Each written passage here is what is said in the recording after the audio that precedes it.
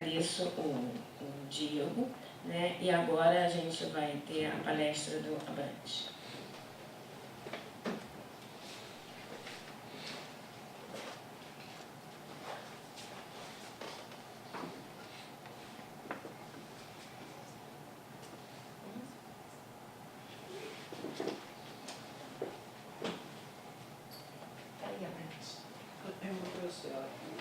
Oi? Deixa eu apresentar o Abrantes, que como é todo mundo tão de casa que eu... Desculpe. Abrantes. Antônio Carlos Souza Abrantes é engenheiro eletrônico, possui mestrado em engenharia biomédica pela COP, Universidade Federal do Rio de Janeiro, e doutorado em História das Ciências pela Casa de Oswaldo Cruz, Fiocruz, né? Atualmente é examinador de patentes da coordenação de recursos, autor de 3 livros de patentes. Seu último livro foi lançado este ano pela editora Nunes Jones com o título Fundamentos no Exame de Patentes, Novidades, Atividade Inventiva e Aplicação Industrial. É administrador do blog e do grupo do Facebook de Patentes Comentadas. Agora,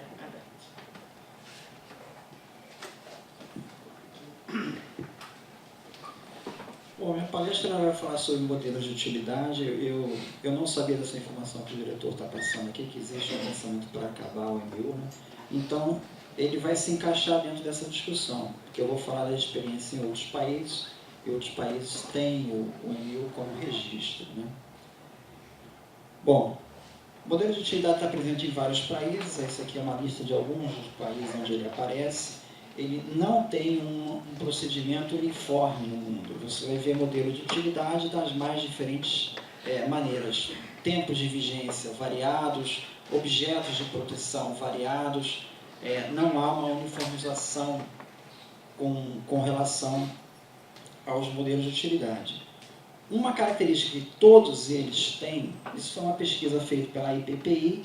A IPPI é como se fosse uma ABPI internacional, reúne vários agentes de propriedade industrial do mundo. Então, eles fizeram questionários para diferentes países e o que foi consenso foi que os modelos de utilidade, ele serve para estimular invenções ou criações de um nível inventivo menor. Isso que é uma característica que é comum para todos. Eu vou criar um sistema mais simples, rápido, para o pequeno inventor, para a pequena empresa, que fez uma pequena criação. Tá? Eu vou inserir ele no sistema. Essa que é a proposta que permeia todos esses modelos de utilidade aí que tem pelo mundo. Bom, você tem então esses modelos que existem. Aqui 2 grandes modelos que a gente pode ver. Alguns países têm um sistema que o modelo de utilidade, na verdade, é um mecanismo de rápida concessão. Ele acaba tendo quase que o mesmo objeto que uma patente de invenção, a matéria é a mesma, só que eu vou criar uma via rápida de concessão para isso. Tá? Em outros países, predomina mais o modelo alemão original, ou seja, eu preciso ter um objeto tridimensional de forma ou disposição de objeto físico. Tá? Então, essa foi a proposta original lá da Alemanha, que alguns países ainda retêm. O Brasil também tem essa perspectiva. Houve uma tentativa de harmonização de modelos de utilidade na Europa, em 95, mas isso não foi à frente, não deu certo. Entre as razões foi o fato de eu estabelecer uma proteção que tem um nível inventivo menor. Como é que isso funciona? Como é que eu vou calibrar isso? Isso gera uma certa indefinição. A outra questão é, para que eu vou querer o modelo de utilidade para a Europa toda? Porque, para valer para a Europa toda, né, eu vou ter que ter traduções dessa matéria. Né? Eu vou ter que pagar tradutores, e o custo de tradução é muito alto. Então, eu não vou conseguir ter um modelo de utilidade barato. Não vai dar para ser barato. Então, perde a função principal do modelo. Então, a coisa esvaziou. Não foi à frente na Europa. Essa autora daqui, a Uma Supersani, ela tem um livro sobre modelos de utilidade que faz um apanhado sobre no mundo inteiro. Então, eu vou citar ela em algumas slides. Né? Então, ela destaca isso. Né? Ou seja, que esses modelos de utilidade, uma característica que é importante nesses modelos de utilidade para dar velocidade é o fato de ser um registro. Ou seja, eu não tenho um exame ali de primeiro momento e numa segunda etapa, possivelmente no litígio, isso vai ser examinado aí sim com uma atividade inventiva menor. Mas uma característica que ela acha importante nesses sistemas é você ter um sistema baseado em registro. E assim, vários países têm modelos de utilidade baseados em registro. Basicamente, você faz um exame formal, analisa alguns aspectos, mas você não faz busca, você não analisa inventividade. Bom, esse aqui é um cenário da OMP, os dados mais recentes. Você pode ver que dos modelos de utilidade, em primeiro lugar, aparece a China com 1.100.000 patentes. Então, quando a gente vê aqueles números da China, a grande maioria são modelos de utilidade. Tá? Em segundo lugar, aí na lista, aparece a Alemanha com 14.000. Olha que diferença, 1.100.000 da China, 14.000 da Alemanha. E aí vem outros países, o Brasil aparece entre os 10 mais depositantes de modelos de utilidade no mundo. Mas a China disparado ganhando. Né? O modelo de utilidade surgiu na Alemanha, teve uma experiência antes na Inglaterra, mas não deu muito certo. O primeiro modelo de utilidade que deu certo mesmo foi na Alemanha. Isso surgiu lá por 1870, 1890. Isso foi numa época que a indústria química alemã estava despontando, tá? Então eles eles mudaram a lei de patentes para introduzir o conceito de atividade inventiva, ser um pouco mais rigoroso nisso. Tá? E aí eles ficaram preocupados, poxa, já que a gente está subindo o conceito de atividade inventiva, o que a gente vai fazer com essas invenções aqui, principalmente da indústria mecânica alemã, que são criações em ferramentas, em instrumentos, que o cara muda a forma do objeto lá dele. O que a gente faz com isso? A gente vai deixar de conceder para isso? Ah, não, vamos criar aí o modelo de utilidade. Então foi criado o modelo de utilidade com o intuito de promover as pequenas empresas. Essa proposta mudou com o tempo. Hoje a Alemanha já não tem mais essa preocupação, porque a Alemanha já é um país que tem alta tecnologia. Então, a importância, o papel que tinha o modelo de utilidade no século XIX não é a mesma que o modelo de utilidade tem hoje.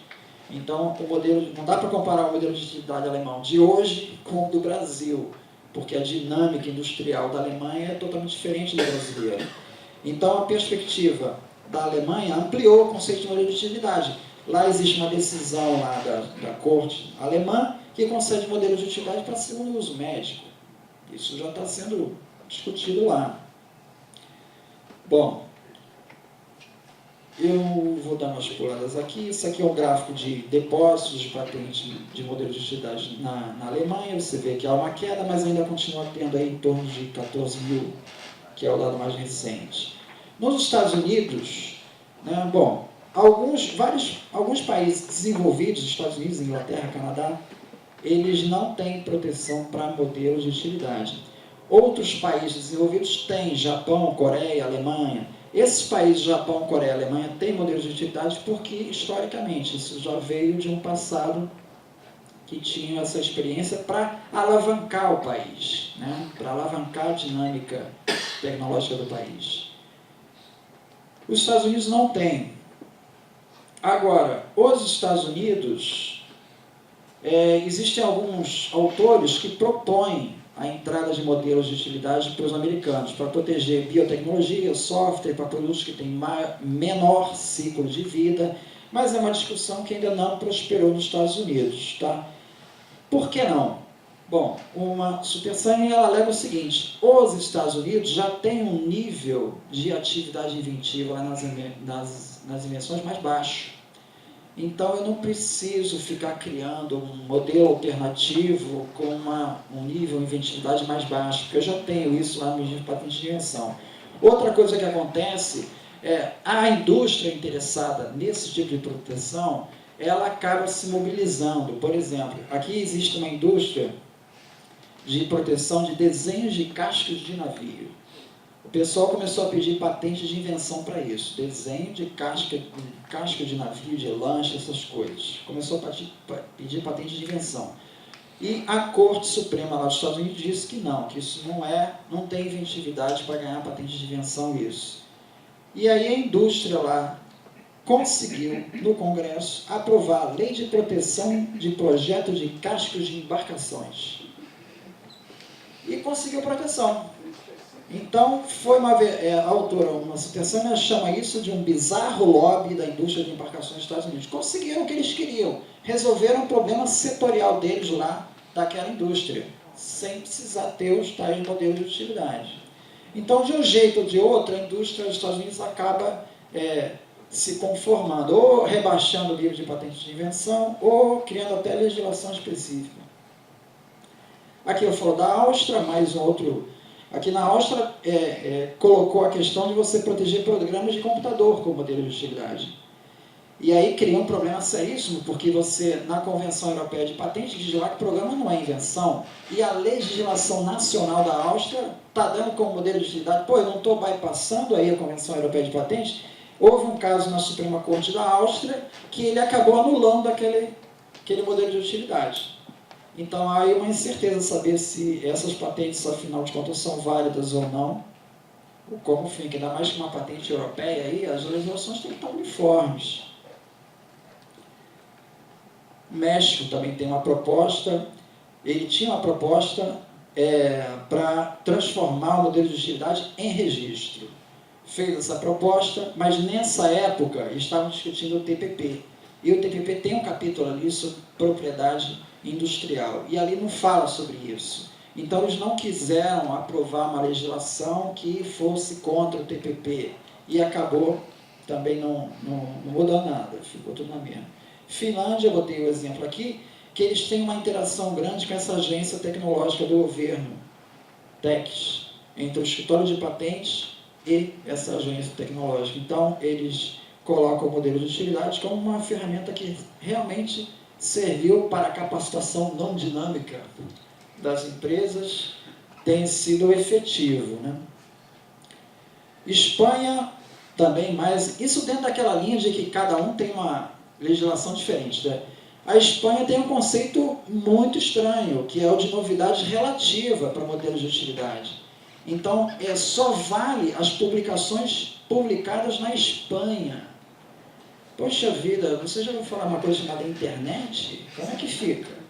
Então, isso aí está sendo colocado em discussão. Outra questão, a matéria. Variedades de uva já foram protegidas na Espanha por modelo de utilidade. Enfim. Portugal. Queria falar de Portugal. Veja bem. Portugal tem uma figura muito interessante, achei muito interessante. Você tem o modelo de utilidade tradicional, tá? Exame normal, e você tem o chamado modelo de utilidade provisório, são duas vias. O modelo de utilidade provisório, você ganha o registro imediatamente no escritório. Ele não é examinado. Ele dura lá seus 8 anos. Você pode passar os 8 anos e não ter exame. Ele ficou lá, você só ficou lá garantindo a tua data, que é o que você quer. Quero garantir minha data. Tá? Se por acaso houver um interesse, uma concorrência, alguém estiver te copiando, nesse momento você vai no escritório português e pede o exame, o escritório analisa, se ganhar a patente, só com a patente, você vai poder fazer o enforcement dela. Então, o registro não te dá direitos contra terceiros. Os direitos só são garantidos quando você ganha a patente. O registro só te dá uma coisa, a data. Te garante a tua data, fica lá como reserva. E uma boa parte, eu não tenho o número exato disso. O escritório português não deu números, mas metade acaba não pedindo o exame. Tá? Metade acaba saindo do backlog do escritório. O escritório não perde tempo examinando. Então, o escritório acaba filtrando. Ele só vai examinar aqueles pedidos que efetivamente a concorrência gerou algum tipo de litígio. Então, esse é um modelo que eu acho que, assim, bem interessante. A Austrália tem uma coisa parecida, que são as patentes de inovação, e que também lá só 30% pediu exame, 70% não foi examinado, ficou só ali na reserva, garantindo a data. Aqui no Brasil você pode ver que a gente tem a figura do pedido de exame nos 36 meses. Agora eu pergunto para vocês, Em média, quando é que o depositante pede o exame? No último dia dos 36 meses. Japão, tempos atrás, alguns anos atrás, né, a patente de invenção lá, ela levava 10 anos. Aí o pessoal usava o Japão, era o modelo preferido, o pessoal para se defender daquele lugar, mas o Japão são 10 anos, entendeu? Só que a legislação do Japão, na época, o pedido de exame podia ser feito até 7 anos. 7. Agora eu pergunto para vocês, o depositante fazia o pedido de exame quando? No último dia dos 7 anos. Por isso que levava 10. Era 7 de exame e 3 de exame mesmo, dava 10. Ou seja, parece que o depositante realmente ele quer radiar esse pedido de exame. Esse modelo de Portugal, ele dá isso que o requerente quer. Pô, você está querendo entregar no último dia, então vamos fazer o seguinte, estende isso até a vigência, tá? Não precisa pedir exame não, fica garantido, tá? Se você tiver problema, você pede o exame. Isso já dá uma filtrada. Melhor do que acabar com o modelo de utilidade. Acabar com o modelo de utilidade fecha de pronto. Um problema seríssimo, seríssimo. Porque se você simplesmente converte todos os modelos de utilidade para patente de invenção, eu posso dizer o seguinte, olha, como o nível inventivo dessas coisas aqui são menores, muito provavelmente a maior parte delas vai ser indeferida. Então você está querendo sim indeferir os pedidos dos nacionais. Entendeu? Aí como é que tu vai responder isso? Tu vai dizer, não, os modelos de utilidade são criações fenomenais. Não, não é. Todo mundo sabe que não é. Se olha o modelo de utilidade, são coisas simples. É uma garrafa, é uma tampinha, é uma não sei o que, são coisas pequenas.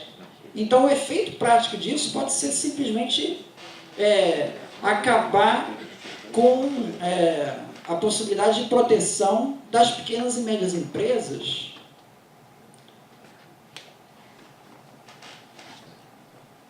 O modelo da Austrália, infelizmente, teve uma propaganda negativa péssima, que um agente de propriedade industrial, só para sacanear, ele falou isso, só para sacanear, o cara entrou com o pedido da patente da roda. Como isso não é examinado, ele ganhou, obviamente. Depois apareceu no mundo todo. A Austrália deu patente para a roda. Olha só como é que os caras são ignorantes. Só que não é examinado. Enfim, mas isso teve um impacto. Isso ganhou o prêmio Ig Nobel. Existe o prêmio Ig Nobel. Tem o prêmio Nobel, tem o Ig Nobel. Ele ganhou o prêmio Ig Nobel de 2011. Quer dizer, isso foi uma propaganda negativa muito... Porque a ideia eu acho boa, mas sacanearam com essa porra aqui.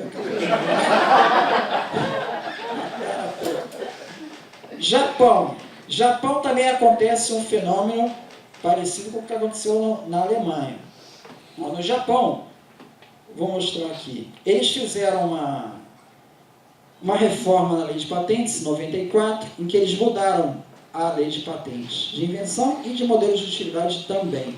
A de patentes, antes você tinha que fazer um pedido para cada reivindicação. O pedido só tinha uma reivindicação, tá?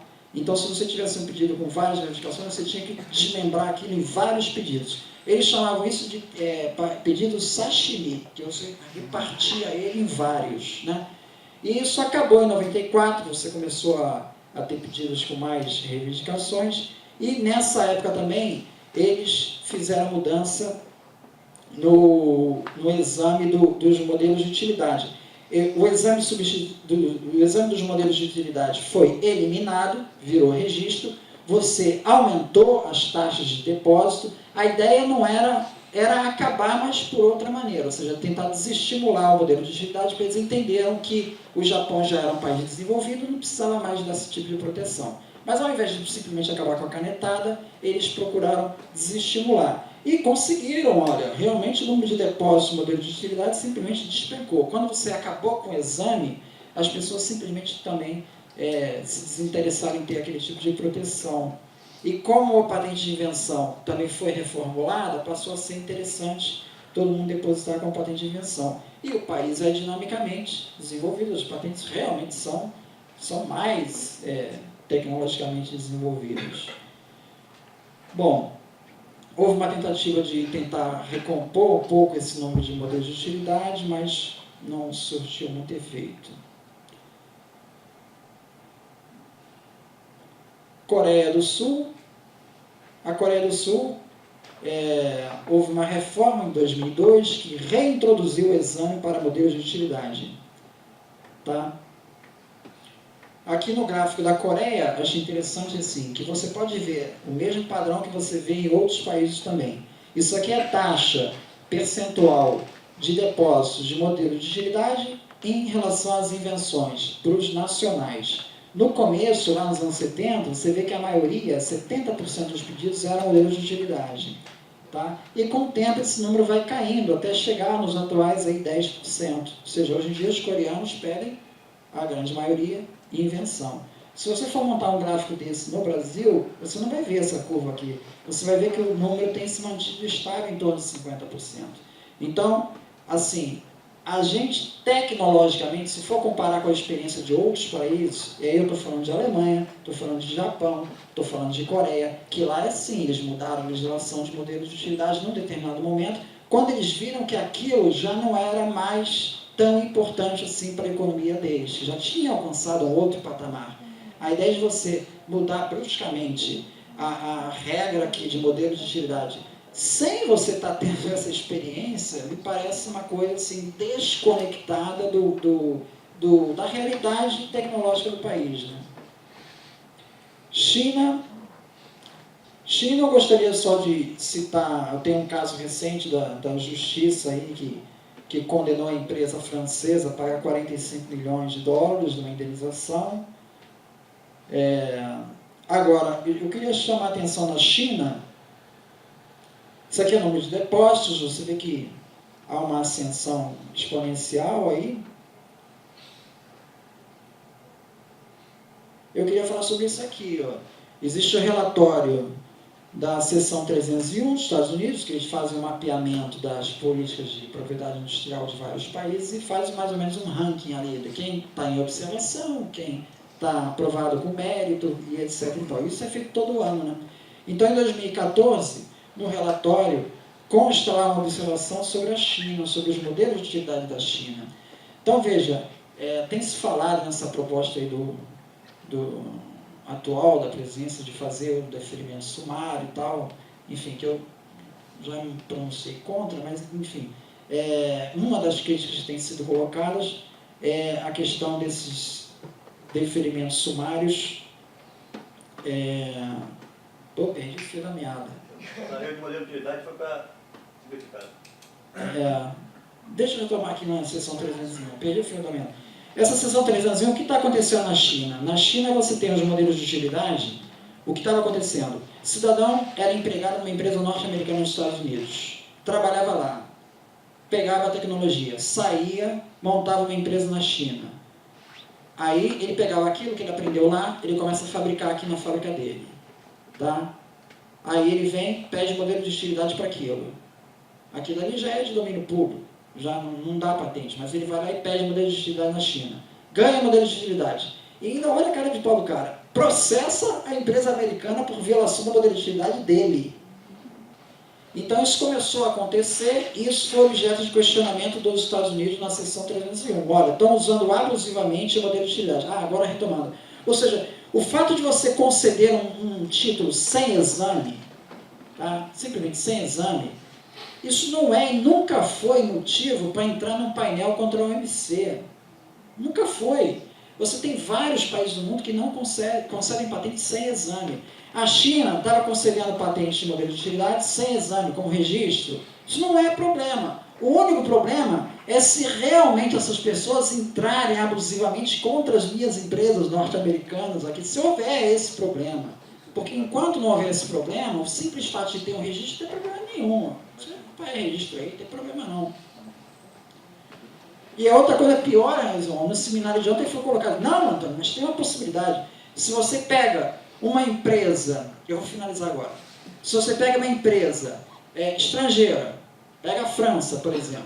A França entra aqui no Brasil, começa a fabricar um produto, tá? E aí ele descobre que esse produto foi concedido sem registro no Brasil para uma empresa da Inglaterra. Tá? A Inglaterra ganhou essa patente de registro. Então você vai ter um problema, porque a empresa francesa não vai poder fabricar por causa da patente da Inglaterra que foi indevida. Aí a França vai entrar com um painel contra o Brasil, porque concedeu esse registro indevidamente. Cara, essa situação é tão inusitada. Se vocês forem olhar os litígios de patentes,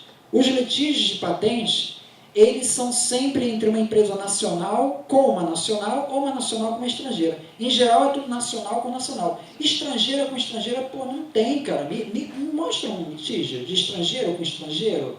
Isso não tem nem nos Estados Unidos, tem. Nos Estados Unidos os litígios que tem é de americano com americano, americano com estrangeiro. Agora, uma empresa japonesa fazer litígio com uma empresa coreana por uma patente lá nos Estados Unidos, isso é uma coisa rara. Então esse tipo de preocupação... eu ia falar desses gráficos também. Então, aqui eu vou falar no final um pouco do cenário brasileiro. Tá? Isso aqui são dados da divisão de modelo de utilidade, tá? Foi criado lá em 2012, 2013. Né? Então, são os dados de taxa de concessão. Como é que eu vou colher essa taxa de concessão? Eu pego todos os 9,1 naquele ano, todos os 9,2 naquele ano, e faço uma divisão desse quociente. Você vê que esse índice está em torno de 60%. Que é mais ou menos a média da DIRPA, tá? 60% de concessão. Então, obviamente, se você passa para 100%, né, você vai ter um gap aí de 40% que era indeferido e passa a ser deferido. Né? Agora, veja a taxa de nulidade. Nulidade eu calculo em cima dos 17,1. Foi pedido nulidade naquele ano. 17,1 divididos pelos 16,1, pelas patentes concedidas naquele mesmo ano. Tá? Isso somado, isso não é anual não, isso é de 2011 a 2017, são vários anos. Disparado, quem aparece com maior índice percentual de nulidade é a DIPA e a DIMUT. Eles aparecem com 6% de nulidade. 6% das patentes concedidas têm nulidade. A média da DIRPA está em torno de 0,5%. Ou seja, é um índice de nulidade, a DIMUT e a DIPA tem um índice de nulidade 10 vezes mais do que a média da DIRPA. Posição de nulidade ou reversão? É o 17,1, é a entrada. Não sei qual é o resultado disso. Mas é onde tem mais turbulência. Ou seja, você mexer nessa área, essas duas áreas de DIPA e DIMUT é onde tem muito nacional. Então, onde você tem muito nacional, tem que ver com calma isso, porque é justamente a área que dá mais problema na justiça. Vamos olhar isso para um outro gráfico. Decisões judiciais. É uma outra maneira de ver ali. Eu estava vendo nulidade administrativa. Vamos ver as decisões judiciais, que é o 19,1. 19,1 é a publicação do NPI, onde o NPI aparece como parte lá numa decisão judicial. Então você vê, quem tem mais decisões judiciais são valores absolutos, são 60 decisões judiciais nesse período todo de 5 anos. Tá? Então você vê que a primeira divisão que aparece é a DIMUT. Onde tem mais litígio é a DIMUT. E o litígio da DIMUT é de quem contra quem? Nacional com nacional. Quantos pedidos a DIMUT tiveram nesse mesmo período? São 60 decisões judiciais. Quantas patentes concedidas? Isso. Eu não sei qual é o percentual, mas se eu fizer o percentual por divisão, com certeza vai dar um gráfico parecido com esse da nulidade. Não, está falando em números. A DIMUT teve 60. DIMUT teve 60 aqui eu não tenho. decisões no universo de quantos processos? Só um instantinho, as perguntas serão feitas após, senão a gente não vai conseguir terminar. O valor absoluto de litígio ele é baixo. Tá? O total de litígios por ano do NPI, desses 19,1, não chega a 100, é 60 por ano. E é um índice que não tem aumentado nos últimos anos. Então o litígio no Brasil, realmente ele não é um litígio alto. Nulidades também é muito baixo. Eu tive que fazer uma composição de anos aqui, porque se eu fizesse um litígio por ano, ia dar 1, 2, 3, muito pouco de nulidade. Aqui o gráfico ele não está muito preocupado com esse valor absoluto, ele está preocupado com comparação entre as divisões. A área de mais litígio são essas divisões aí. Recursos. O índice de recursos da DIMUT é baixo, tá? Foram 423 indeferimentos em 2016 para 74 recursos, dá 17% dos pedidos caem em recurso, é um índice percentualmente baixo. E aqui a capacidade de exame da DIMUT, né? Você vê aqui que a DIMUT hoje está fazendo uns 1.600 primeiros exames por ano, 1.600 é uma projeção, isso aqui com base no que ela já fez até outubro, 1.600. Esse acréscimo daqui vem muito por conta dos novos examinadores que entraram na DIMUT. E se você olhar nessa tabela aqui do lado, essa tabela do lado aqui mostra o número de depósitos de modelo de utilidade, que é em torno de 3.000, tem se estabilizado, e a segunda coluna mostra desses 3.000, quantos que efetivamente foram examinados. Então, entra 3.000, mas efetivamente são examinados 1.000, tá? 2.000 acabam arquivados, não pede exame, não paga anuidade, nem vai para o exame, tá? Então, efetivamente, entram 1.000 pedidos por ano para examinar. Se a divisão está fazendo 1.600, poxa, está quase fazendo 2 anos em um. Está quase isso. Então, dá para imaginar o seguinte, se ela está conseguindo dar mais conta do que entra, então o tempo de concessão deve estar caindo. E realmente o tempo de concessão está caindo. Ele foi aumentando e desde 2013, que é justamente da criação da DIMUT, o tempo de concessão lentamente consegue cair. Aí eu fiz esse verdinho aí, se a gente continuar caindo nessa mesma taxa, né, que aí tem N variáveis, né, se continuar a mesma taxa, chegaria em 2021 com 4 anos, retoma o índice de 1990, que é um tempo razoável. Hoje, a DIMUT está examinando 2010, né? Então, veja, até por esse lado, também não seria, entre todas as divisões da DIRPA, a divisão mais problemática em termos de backlog. Pelo contrário, ou seja, os gráficos mostram que o ideal seria que as outras divisões tivessem o mesmo gráfico aqui, né? Que parece, aparentemente, equacionado o problema de modelo de utilidade nos próximos 4 anos, vai estar aí com um tempo de concessão razoável. Esse aqui é a propaganda do livro, entrem no site, preços promocionais. E é isso. Muito obrigado.